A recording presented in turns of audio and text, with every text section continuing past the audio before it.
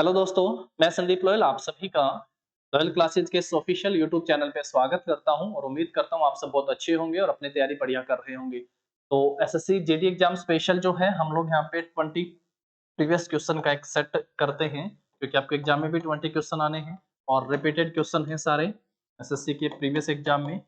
आप सब जो है एसएससी का टेस्ट पोर्टल जो है वो ले सकते हैं भाई। लॉयल क्लासेज एप्लीकेशन को प्ले स्टोर से डाउनलोड कर लीजिएगा। वीडियो के डिस्क्रिप्शन में इसका लिंक भी दिया गया है, वहां से आप सब इसका टेस्ट पोर्टल ले सकते हैं। चलिए क्लास की शुरुआत करते हैं फिर हम लोग। और हमारा पहला क्वेश्चन है, with which of the following states Raut Nacha dance is associated. Raut Nacha निम्नलिखित में से किस राज्य के साथ जुड़ा हुआ है? और ये पूछा गया है भाई आर्ट एंड कल्चर से, ये आपके सिलेबस में मेंशन है। आर्ट एंड कल्चर यहां से क्वेश्चन पूछे गए, 3 क्वेश्चन यहां से पूछे जा रहे हैं। पहले 3 क्वेश्चन इसी टॉपिक पर आधारित है। छत्तीसगढ़, असम, अरुणाचल प्रदेश और बिहार किस राज्य से संबंधित है दोस्तों? तो सबसे पहले ऑप्शन है छत्तीसगढ़, और छत्तीसगढ़ राज्य का हो गया है राउत नाचा। यहाँ से सबसे इंपॉर्टेंट और सबसे ज्यादा फेमस है पंथी।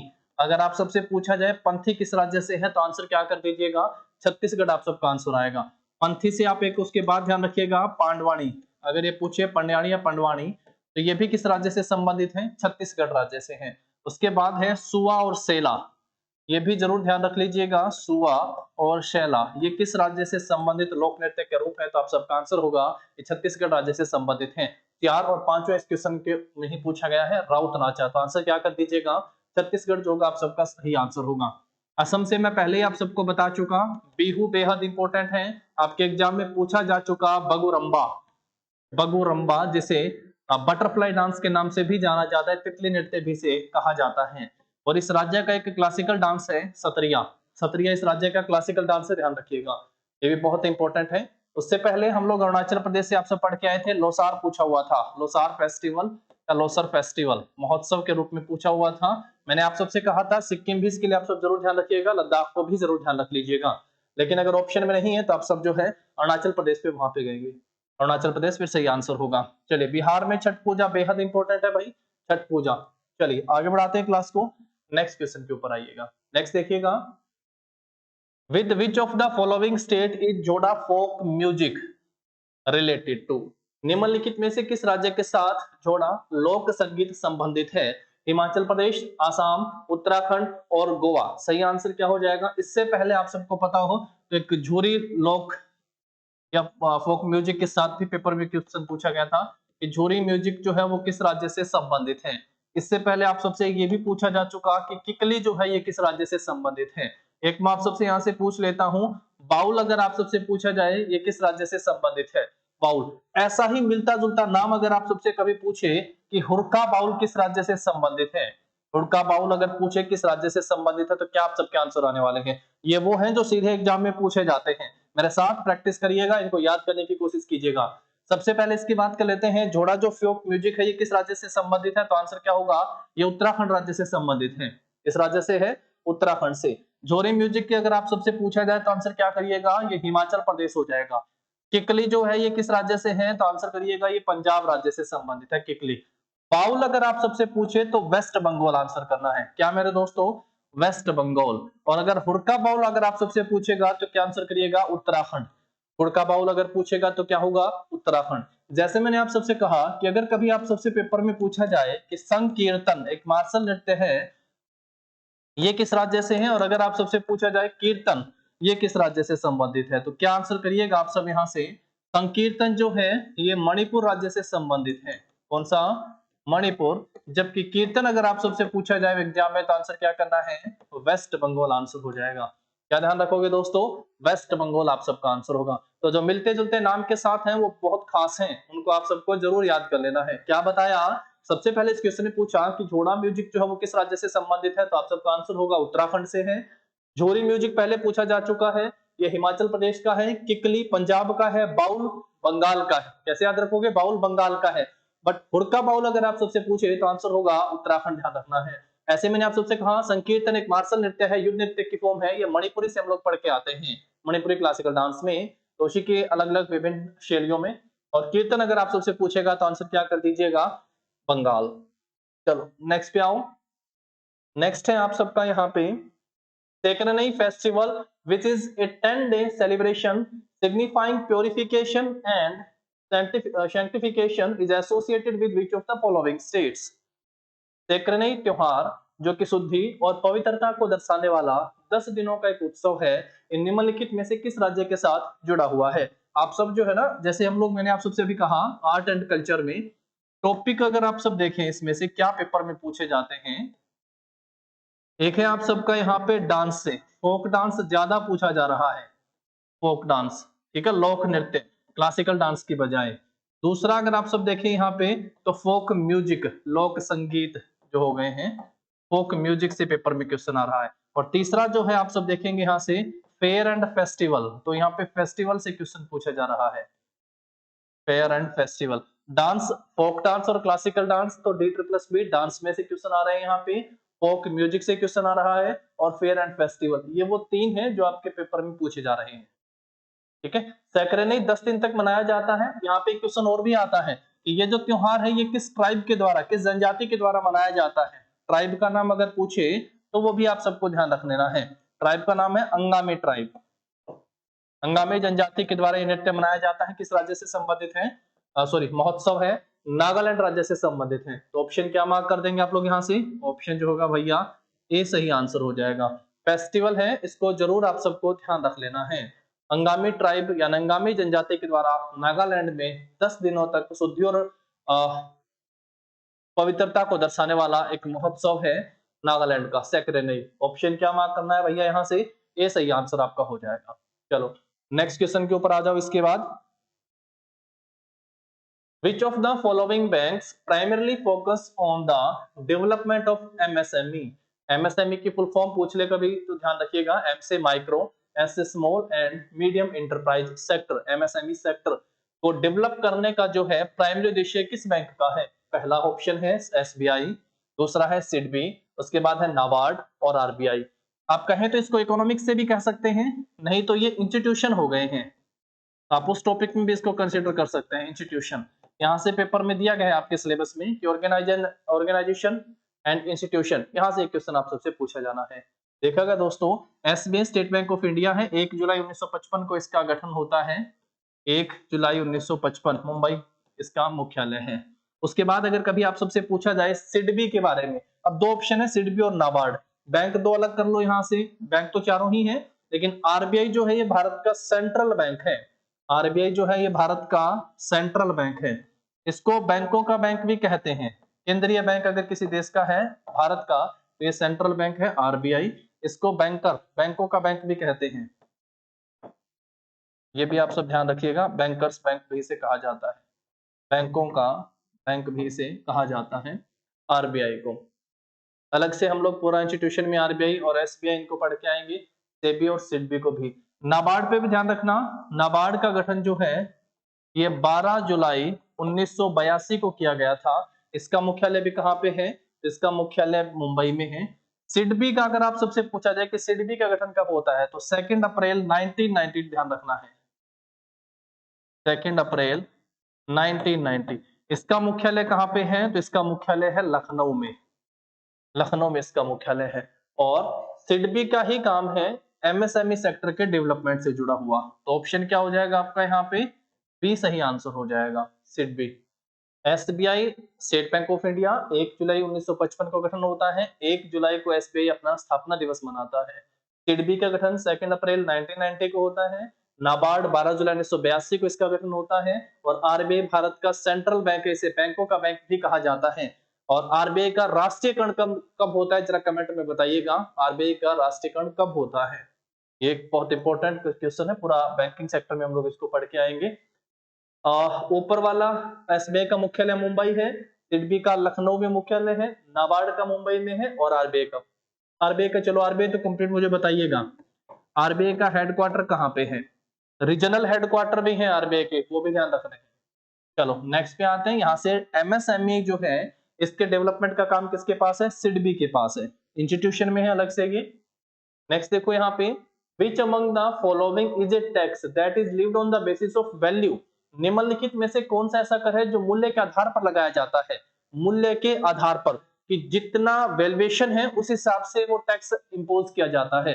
उस टैक्स का नाम बताना क्या है। स्पेसिफिक ड्यूटी विशिष्ट शुल्क, प्रोग्रेसिव टैक्स आरोही कराधान, एक्सेसिव ड्यूटी उत्पाद शुल्क या एड वैलोरम टैक्स। तो एड वैलोरम है, इसके नाम में आता है वैल्यू बेस्ड। ऑप्शन क्या हो जाएगा, एड वैलोरम टैक्स जो है ये वैल्यू बेस्ड टैक्स आप इसे कह सकते हैं। इसका मतलब क्या हो गया है कि कितना ये टैक्स लगना है, ये चीज जो है इसको बोलते हैं ना अमाउंट। ये किस पर डिपेंड करेगा, amount based on transaction. Amount based on transaction लिख लेंगे तो आप समझ जाएंगे। Amount on based on transaction या किसी प्रॉपर्टी, पर्सनल प्रॉपर्टी आप कह सकते हैं। तो उसके ऊपर जो टैक्स बेस्ड है उसको क्या कहा गया, एड वैलोरम टैक्स के नाम से इसे जाना गया है। तो एक डेफिनेशन है और आपके एग्जाम में डेफिनेशन भर से यहाँ से क्वेश्चन पूछे जाते हैं भाई। लास्ट टाइम आपको पता है डायरेक्ट इनडायरेक्ट टैक्स पे क्वेश्चन पूछा गया था। डायरेक्ट टैक्स होता है जो सीधा सीधा जिसका भार आपके ऊपर पड़ता है, जो सीधा आपकी इनकम पे लगता है वो डायरेक्ट टैक्स हो गया है। और इनडायरेक्ट होता है जो आपके डायरेक्टली नहीं लग रहा है, अगर आप कोई चीज खरीद रहे हैं ना तो उस पे लग रहा है, तो हम उस कह देंगे कि sale tax is the example of indirect tax. चलो यहाँ देखो next, according to Boyle's law which of the following is constant. Boyle's law के अनुसार निम्नलिखित में से कौन सा एक स्थिरांक है। आपने दो नियम तो सुने होंगे, जैसे एक बॉयल्स है वैसे एक चार्ल्स लॉ। ये बहुत बार एग्जाम में पूछे जाते हैं भाई, बॉयल्स लॉ और चार्ल्स लॉ। तो बॉयल्स लॉ, बॉयल का मतलब होता है उबलना, और उबलता कब है, टेम्परेचर के कारण। तो बॉयल्स लॉ में क्या कांस्टेंट रहता है, इसमें टेम्परेचर कांस्टेंट रहता है। इसमें क्या कांस्टेंट रहता है भाई, टेम्परेचर कांस्टेंट रहता है। टेम्परेचर कांस्टेंट रहता है इसमें। अच्छा, अब टेम्परेचर कांस्टेंट रहता है तो फिर ये बाकी दो टर्म बची हैं पी वी टी। तो टेम्परेचर कांस्टेंट है तो क्या बचा है, पी और वी बचे हैं। तो प्रेशर जो है वो इनवर्सली प्रोपोर्शनल होता है किसके, वॉल्यूम के। ये साइन है भैया, इस तरीके से आपको पता होगा। जब हम लोग डायरेक्टली या इनवर्सली का ये साइन हटा देते हैं तो इक्वल के साथ एक कांस्टेंट आता है। इक्वल के साथ क्या आता है, एक कांस्टेंट। ये v डिवाइड में दूसरी साइड जाएगा तो क्या हो जाएगा, इक्वल में। और तो pv इज इक्वल टू आप क्या कह सकते हैं, कांस्टेंट। तो यहाँ पे आप सबसे उस कांस्टेंट की वैल्यू पूछी हुई है, तो कांस्टेंट किसके इक्वल है, पीवी के, प्रेशर एंड वॉल्यूम के प्रोडक्ट के इक्वल है। प्रेशर एंड वॉल्यूम के प्रोडक्ट के इक्वल हो गया है ये इंपॉर्टेंट है, इसको भी ध्यान रख लेना है। जहां पे बात की गई है चार्ल्स लॉ की, चार्ल्स लॉ में जो है ये यहाँ पे प्रेशर कांस्टेंट रहता है, प्रेशर इज कांस्टेंट। प्रेशर क्या रहता है इसमें, कांस्टेंट। तो बचे क्या टर्म, वी एंड टी। इसमें वॉल्यूम जो है वो डायरेक्टली प्रोपोर्शनल होता है टेम्परेचर की। जब आप ये डायरेक्टली का साइन हटाते हैं तो इक्वल के साथ क्या आ जाता है, एक कांस्टेंट आता है। और मल्टीप्लाई में क्या है दोस्तों, टेम्परेचर। अब देखो जो मल्टीप्लाई में है वो दूसरी साइड जाएगा तो कहां चला जाएगा, डिवाइड में। और इक्वल में क्या बचा, ये कांस्टेंट। तो अगर चार्ल्स लॉ में आप सबसे कांस्टेंट में पूछा जाता तो आप सब यहाँ पे क्या आंसर कर देते, v अपॉन टी आप सबका आंसर होता, ऑप्शन नंबर बी। ये चार्ल्स लॉ के अकॉर्डिंग ध्यान रखना है। तो बॉयल्स लॉ और चार्ल्स लॉ इंपॉर्टेंट है भाई, दोनों एग्जाम में पूछे गए हैं। एक बार बॉयल्स लॉ पूछा, एक बार चार्ल्स लॉ पूछा गया है। तो पैटर्न फिक्स था, तो जिन बाद में जिनका एग्जाम हुआ उस शिफ्ट में तो थोड़ा बहुत उनको बेनिफिट हो सकता है यार। चलिए आगे बढ़े, फिर नेक्स्ट क्वेश्चन के ऊपर आते हैं। What is the rod shape bacteria cold. ये बायो का क्वेश्चन, ये तो आप सब इसका आंसर करिएगा। छड़ के आकार के जीवाणु को क्या कहा जाता है, कोकस, बैसिलस, वाइब्रियम एंड स्पिलियम। तो सही आंसर क्या हो जाएगा, बैसिलस कहा जाता है। तो ये सिंपल जो है किंगडम से क्वेश्चन भी पूछे गए हैं, लास्ट टाइम आपने देखा। तो ये वाले बहुत आसान है, सीधा डेफिनेशन बेस्ड क्वेश्चन यहाँ से पूछे गए हैं। चलो नेक्स्ट क्वेश्चन के ऊपर आओ इसके बाद। Which of the following is the longest state of the world? निम्नलिखित में से कौन सा दुनिया का सबसे लंबा जलदम मरुमध्य है। Longest state, state of Malacca, Denmark state, सुंडा स्टेट और बेरिंग स्टेट।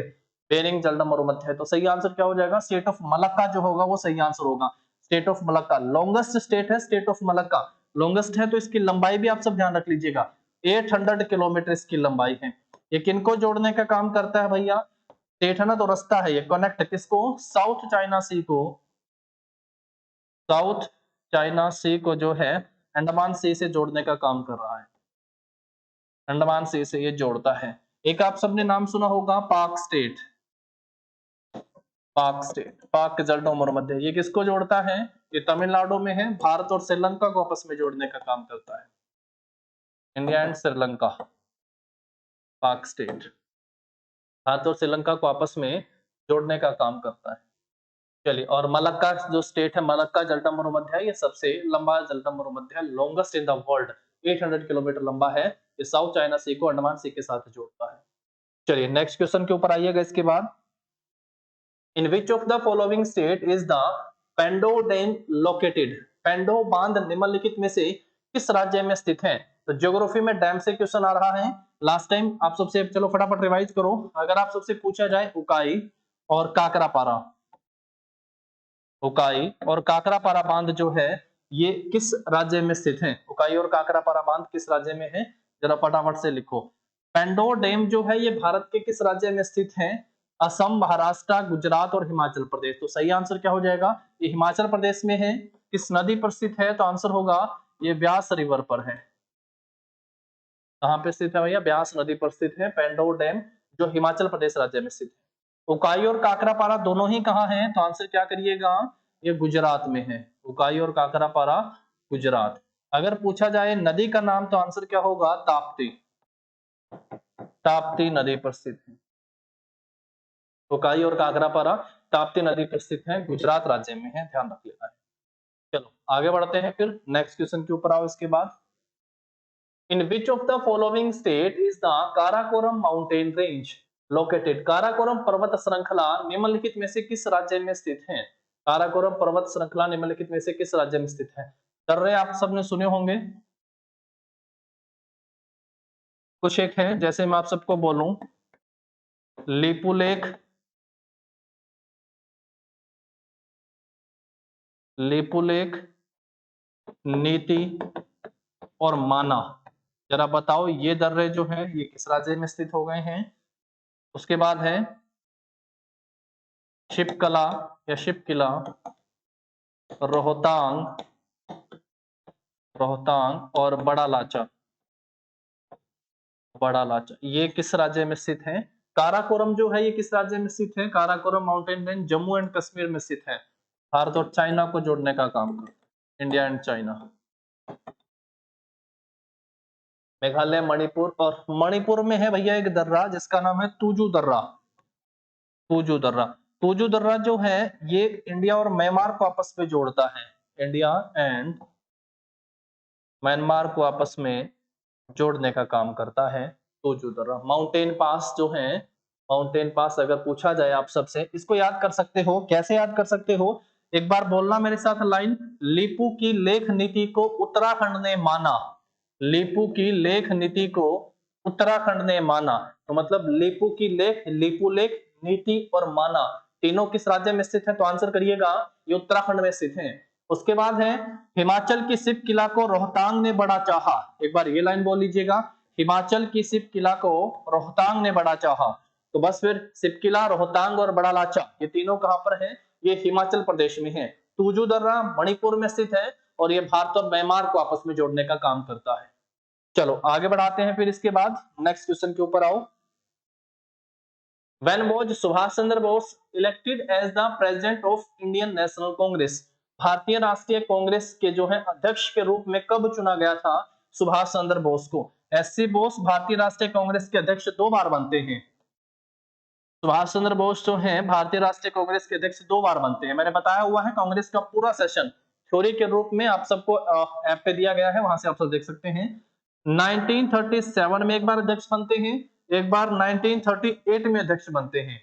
1937 और 1938 में 2 बार सुभाष चंद्र बोस जो है वो कांग्रेस के अध्यक्ष के रूप में आते हैं। 1937 में भी और 1938 में भी बनते हैं। अब यहाँ पे है 38 में पहली बार अध्यक्ष पद के लिए चुनाव होता है। पहली बार अध्यक्ष पद के लिए चुनाव होता है और कांग्रेस का इतिहास बन जाता है कि महात्मा गांधी के समर्थित उम्मीदवार थे पट्टाभी सीतारमैया, उनकी हार होती है। पट्टाभी सीतारमैया,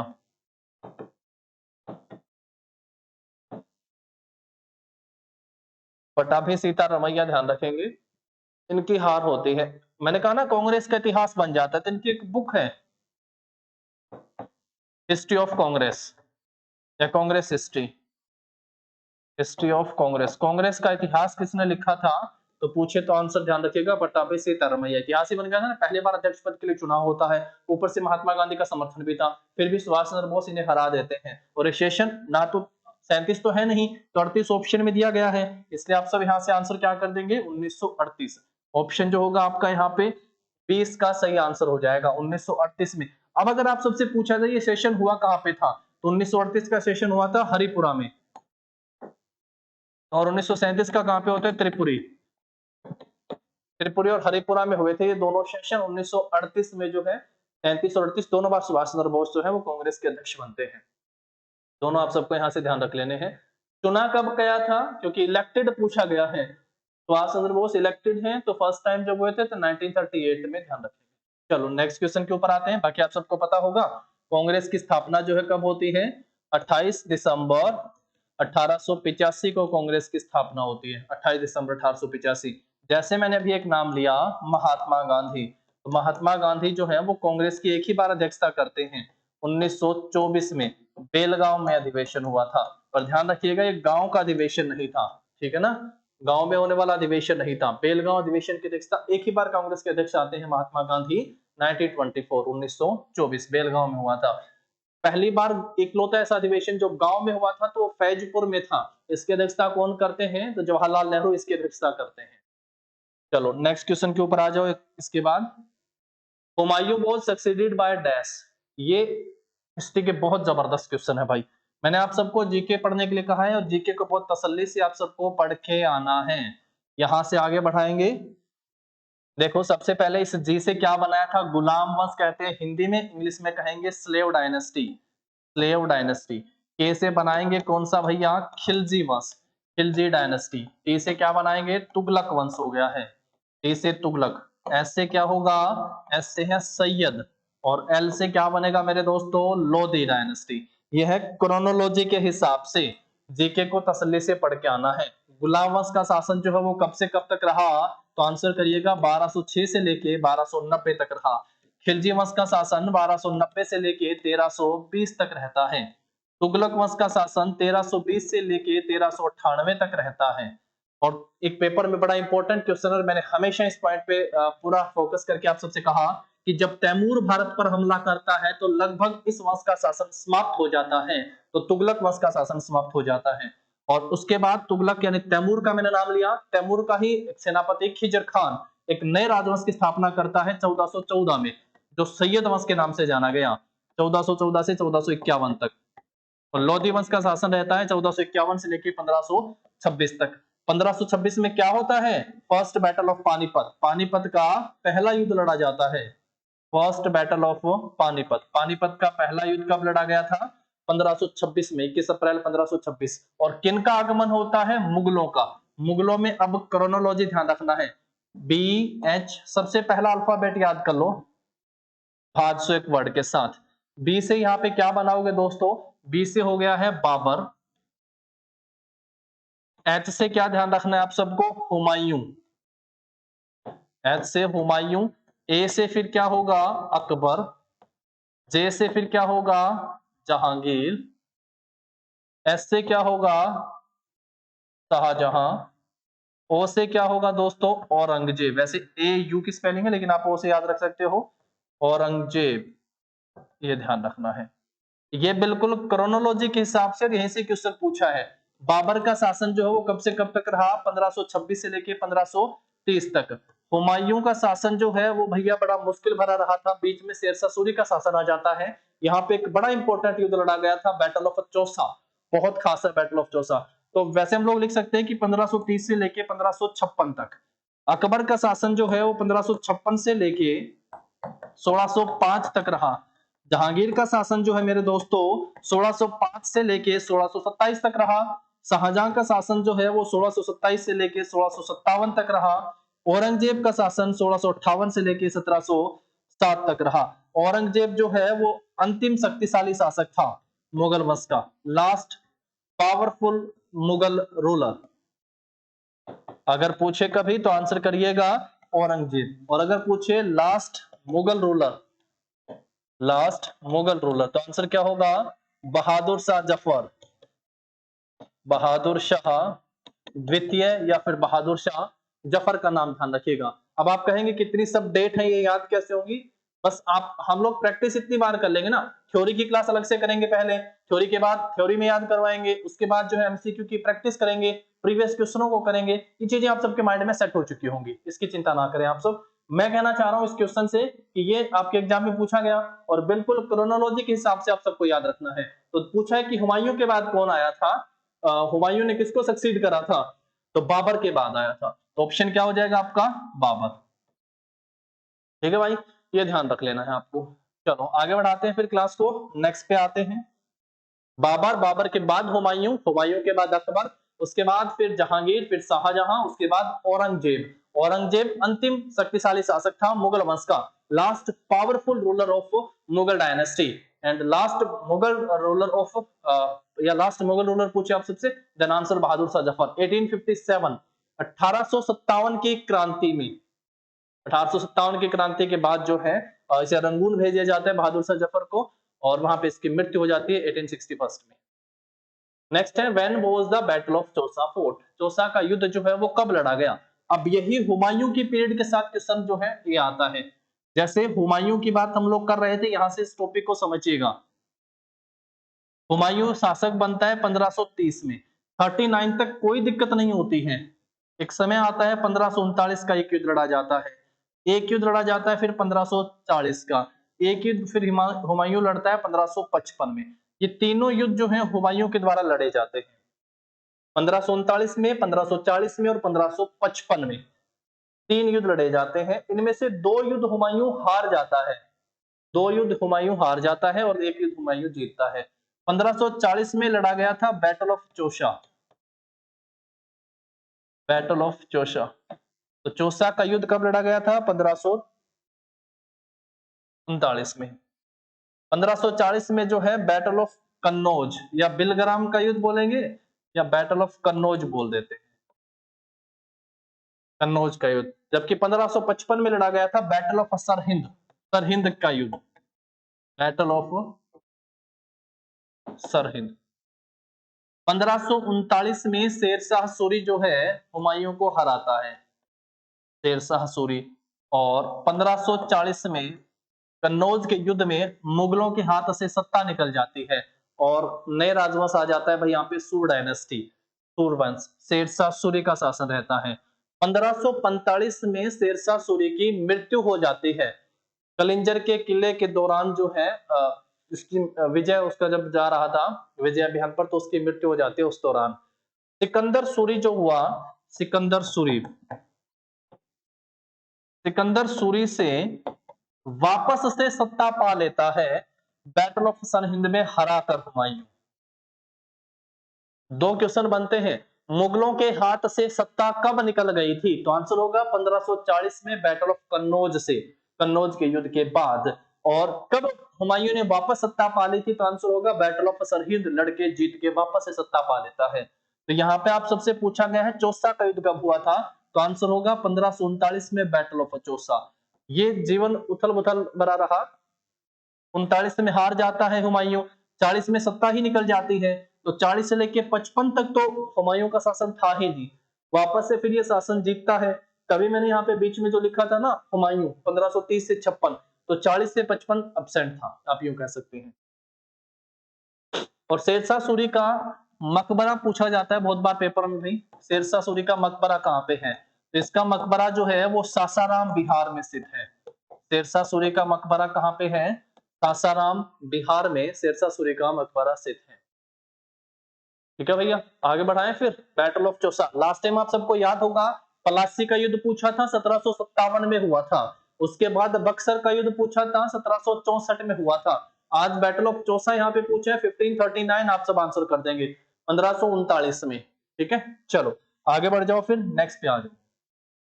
नेक्स्ट है यहाँ पे, Who among the following is the Secretary General of the United Nation? निम्नलिखित में से कौन संयुक्त राष्ट्र के महासचिव हैं? यूनाइटेड नेशन के महासचिव कौन है? जनरल सेक्रेटरी से क्वेश्चन पूछा गया है। यूनाइटेड नेशन का अगर आप सबसे पूछे यूएनओ की स्थापना कब होती है, तो आंसर होगा 24 अक्टूबर 1945 को जो है यूएनओ की स्थापना होती है, 24 अक्टूबर 1945। यूएनओ का मुख्यालय अगर पूछेगा तो कहाँ पे है, न्यूयॉर्क में है। इसके अलग अलग 6 अंग हैं भाई, एक है सिक्योरिटी काउंसिल, सुरक्षा परिषद, इसे दुनिया का पुलिसमैन कहते हैं, है ना। और इसमें टोटल 15 सदस्य हैं। सिक्योरिटी काउंसिल यूएनओ का एक अभिन्न हिस्सा है, सिक्योरिटी काउंसिल, सुरक्षा परिषद। इसमें टोटल हम लोग लिखते हैं 5 + 10, टोटल कितने सदस्य हैं इसमें? 15 सदस्य हैं। 5 सदस्य जो हैं ये स्थायी सदस्य हैं, परमानेंट कह देते हैं। 10 सदस्य जो है ये टेम्परेरी सदस्य हो गए हैं। ठीक है, अस्थायी सदस्य इन्हें बोल दिया जाता है। 5 स्थायी जो है उनके पास वीटो पावर है। एक और बड़ा इंपॉर्टेंट है, यूएनओ की कामकाज की भाषा क्या है, लैंग्वेज क्या है? तो आंसर करिएगा English and French. English and French जो है कामकाज की भाषा, ध्यान रखेंगे। इसके अलावा 4 अन्य भाषाओं को मान्यता प्राप्त है। कौन सी है? सी चाइनी, ए से अरबी, आर से रसियन और एस से स्पेनिश। इन भाषाओं को भी मान्यता प्राप्त है। और कौन महासचिव है? Antonio Guterres. ऑप्शन क्या होगा? सी सही आंसर हो जाएगा। ठीक है, हाँ, जब कभी भी हम लोग, चलो अभी जब हम लोग इंस्टीट्यूशन एंड ऑर्गेनाइजेशन का टॉपिक पढ़ेंगे उस समय आप सबको बता दूंगा कि करंट में कौन क्या क्या है। तो करंट वाला टॉपिक जरूर ध्यान रखिएगा। यहाँ से पता चल रहा है क्वेश्चन पूछा क्या गया था। Bhanu Athaiya won an Oscar in 1982. She was a and dash. Bhanu Athaiya ने 1982 में एक ऑस्कर जीता था। वो एक क्या थी भाई? एक्ट्रेस थी, अभिनेत्री, फिल्म निर्माता, कॉस्ट्यूम डिजाइनर और ध्वनि डिजाइनर यानी साउंड डिजाइनर। तो भानु अथैया ने जो है गांधी फिल्म गांधी के लिए जो है इनकी कॉस्ट्यूम डिजाइन के लिए जो है इनको ऑस्कर दिया गया था। सबसे पहला ऑस्कर मिलता है और ये क्या थी भैया? कॉस्ट्यूम डिजाइनर थी। तो ऑप्शन क्या होगा आपका यहाँ पे? सी इस क्वेश्चन का सही आंसर हो जाएगा। अभी हाल ही में ऑस्कर आप सबको पता होगा RR मूवी के नाटू नाटू नाचो नाचो नाटू नाटू सॉन्ग को जो है ऑस्कर पुरस्कार दिया गया है। ठीक है, चलो नेक्स्ट पे आते हैं। Which amendment established National Commission for Backward Classes? किस संशोधन ने पिछड़े वर्ग के लिए एक राष्ट्रीय आयोग की स्थापना की थी? पिछड़े वर्ग के लिए एक राष्ट्रीय आयोग की स्थापना की गई थी। किस संशोधन के तहत ऐसा हुआ था? National commission for backward class. सबसे पहले इसका स्थापना किया गया था भाई 1993 में, लेकिन इसको कॉन्स्टिट्यूशनल स्टेटस कब प्राप्त हुआ? पूछना ये चाह रहा है। कॉन्स्टिट्यूशनल स्टेटस, संवैधानिक दर्जा जो है वो कब दिया गया था? तो आप यूं कह सकते हैं इसके तहत भैया national commission for backward classes के लिए एक आर्टिकल है 338 बी, ये अनुच्छेद है, ये ऐड किया गया था। एक संविधान संशोधन हुआ था। ये संशोधन होता है 102वां 102 अमेंडमेंट, 102वां संविधान संशोधन हुआ था। और इसके ये कब, ये आप यूं कह सकते हैं एक्टिव होता है, जो कॉन्स्टिट्यूशनल स्टेटस या फोर्स में फोर्स बोलते हैं ना, कब लागू हुआ था? तो वो भी आप ध्यान रख सकते हो, 11 अगस्त 2008 2008 ध्यान रखना है। 102वां संविधान संशोधन। ठीक है, तो 338 बी जो है इसके तहत ऐड किया गया था। National commission for backward classes सबसे पहले 1993 में एस्टेब्लिश होता है। इसको कॉन्स्टिट्यूशनल स्टेटस कब दिया गया था?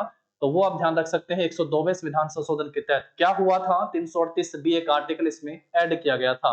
एससी आयोग है, एसटी आयोग है और अन्य पिछड़ा आयोग हो गया, ओबीसी आयोग हो गया। 338 ए, 338 बी और 340 ये तीनों ध्यान रखेंगे। ठीक है, एससी आयोग, एसटी आयोग और फिर ओबीसी में। ठीक है, चलो यहां से हमारा हो गया है ऑप्शन नंबर बी सही आंसर। नेक्स्ट पे आते हैं इसके बाद।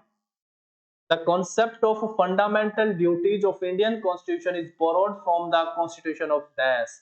भारतीय संविधान के मौलिक अधिकारों को निम्नलिखित में से किस देश के संविधान से लिया गया है? बोरोविंग फीचर बहुत इंपॉर्टेंट टॉपिक है। भारतीय संविधान को आपके सिलेबस में अलग से मेंशन किया गया और यहां से क्वेश्चन पूछा जाना है भाई, क्या लिया गया है? जर्मनी से एक इंपॉर्टेंट पॉइंट आता है, जो आपके फंडामेंटल राइट होते हैं ना, फंडामेंटल राइट, मौलिक अधिकार, ये सस्पेंड रहेंगे ड्यूरिंग इमरजेंसी।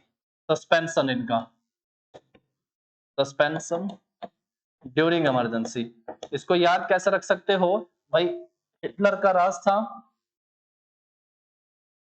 है ना, जर्मनी में, और वहां मौलिक अधिकारों की बात तो हो ही नहीं सकती। तो जर्मनी से क्या लिया गया है? मौलिक अधिकारों का सस्पेंशन रहेगा ड्यूरिंग इमरजेंसी। ठीक है, अमेरिका से लिए गए हैं मौलिक अधिकार, मौलिक अधिकार जो है वो लिए कहां से गए हैं? अमेरिका से लिए गए हैं। ब्रिटेन से पहले पढ़ के आ चुके हैं सिंगल सिटीजनशिप, एकल नागरिकता का प्रावधान, सिंगल सिटीजनशिप, ये कहां से ली गई है एकल नागरिकता? ब्रिटेन से। और यूएसएसआर से मौलिक कर्तव्य, मौलिक कर्तव्य जो है मेरे दोस्तों ये किस समिति की सिफारिश पर ऐड किए गए थे? तो आंसर करिएगा सरदार स्वर्ण सिंह समिति की सिफारिश पर इनको भारतीय संविधान में ऐड किया गया। सरदार स्वर्ण सिंह समिति की सिफारिश पर। कब ऐड किया गया था? कौन सा संशोधन हुआ था? 42वां संशोधन हुआ था, 42nd अमेंडमेंट, 42वां संशोधन कब होता है? 1976 को, 1976 में। और टोटल मौलिक अधिकार जो 42वें संशोधन के तहत ऐड किए गए थे वो उस समय 10 थे।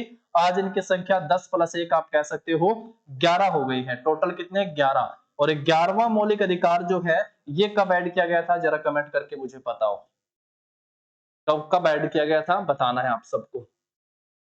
मौलिक कर्तव्य जो है ये कहां से लिए गए थे? रूस से लिए गए थे। कब ऐड किए गए थे? 42वें संविधान संशोधन वर्ष 1976 के तहत पहली बार इनको ऐड किया गया था। 6 से 14 वर्ष के बच्चों को शिक्षा दिलवाना अभिभावक और जो गार्जियन है उनका मौलिक कर्तव्य है। तो ये 11वां था, इसको बाद में ऐड किया गया था 86वां संविधान संशोधन वर्ष 2002। सरदार स्वर्ण सिंह समिति की सिफारिश पर ऐड किया गया। इन चारों के मैंने एक-एक बताए। जर्मनी से क्या लिया गया है कि मौलिक अधिकार सस्पेंड रहेंगे ड्यूरिंग इमरजेंसी। अमेरिका से क्या लिए गए हैं? मौलिक अधिकार। ब्रिटेन से सिंगल सिटीजनशिप, ध्यान रख सकते हो। Union of Soviet socialist republics, Soviet समाजवादी गणतंत्रों का संघ जिसे आज रसिया कहा जाता है, यहां से क्या लिए गए हैं? मौलिक कर्तव्य। तो आपका ऑप्शन जो होगा डी सही आंसर हो जाएगा। चलो आगे बढ़ाते हैं, नेक्स्ट पे आ जाओ। The dash schedule of the Indian Constitution contains the forms of oath or affirmation। भारतीय संविधान की डैश अनुसूची में शपथ या पुष्टि के प्रपत्र शामिल हैं। जो कॉन्स्टिट्यूशन में बात की जा रही है शेड्यूल की, तो टोटल जो शेड्यूल हैं पहले कितने थे? 8, उसके बाद 4 अलग से ऐड किए गए थे भारतीय संविधान में संशोधन अमेंडमेंट करके। तो अब टोटल कितने हैं? 12। और मूल संविधान में पूछे तो 8 थे। सबसे पहला जो सबसे पहला अनुसूची या आप सबसे पूछेगा भाग या अनुच्छेद, तो वो संघ और राज्य से संबंधित है।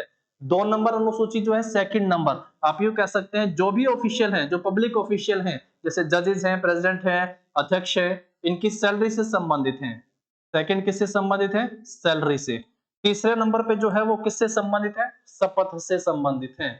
चौथा जो है ये किससे संबंधित है? जो भारत में अपर हाउस है जिसे क्या कहा जाता है? राज्यसभा। तो राज्यसभा में राज्यों का प्रतिनिधित्व, कितनी सीटें कहां से हैं? राज्यसभा में राज्यों का प्रतिनिधित्व आप कह सकते हैं, प्रतिनिधित्व यहां से क्वेश्चन ये हो गया भैया चौथे नंबर पे। पांचवा जो है, जो एससी एसटी है, इनके एडमिनिस्ट्रेशन एंड कंट्रोल से संबंधित है। एडमिनिस्ट्रेशन एंड कंट्रोल, ये 12 की 12 बहुत आसान है और आसानी से इनको याद किया जा सकता है। पॉलिटी की थ्योरी की क्लास में दिखेगा, ये याद हो जाएंगी जब थ्योरी, और फिर उसके बाद हम लोग करेंगे जब इनके एमसीक्यू, मजा आ जाएगा, आप सबको सब चीजें बेहतर तरीके से याद हो चुकी होंगी। तो कौन सी अनुसूची जो है वो ओथ से संबंधित, शपथ से संबंधित है, तो तीसरी अनुसूची सही आंसर होगा। नेक्स्ट पे आते हैं, Which of the following team was the first winner of the Premier Badminton League? निम्नलिखित में से कौन सी टीम प्रीमियर बैडमिंटन लीग की पहली विजेता थी? हॉकी में पहली महिला विजेता टीम का नाम पूछा था, नीदरलैंड। क्रिकेट में पहली बार महिला विजेता टीम का नाम पूछा था, 1973 में होता है पहली बार क्रिकेट का वर्ल्ड कप महिलाओं का, तो वो इंग्लैंड जीतती है ऑस्ट्रेलिया को हरा के। आज बैडमिंटन प्रीमियर लीग के बारे में पूछा हुआ है जिसका पहला सेशन 2013 में होता है, और ये कौन जीतता है भैया? तो हैदराबाद हॉटशॉट के द्वारा। ऑप्शन क्या हो जाएगा आपका? डी सही आंसर हो जाएगा। नेक्स्ट पे आ जाओ। Merdeka cup is associated with which of the following sports? Merdeka cup का संबंध जो है वो किस खेल से है? तो मर्डेका कप फुटबॉल से संबंधित है। पहली बार 1957 में खेला गया था। फुटबॉल से संबंधित है मर्डेका कप, ये ध्यान रख लेना है भैया आपको, मर्डेका कप। और मोहन बागान, मोहन बागान,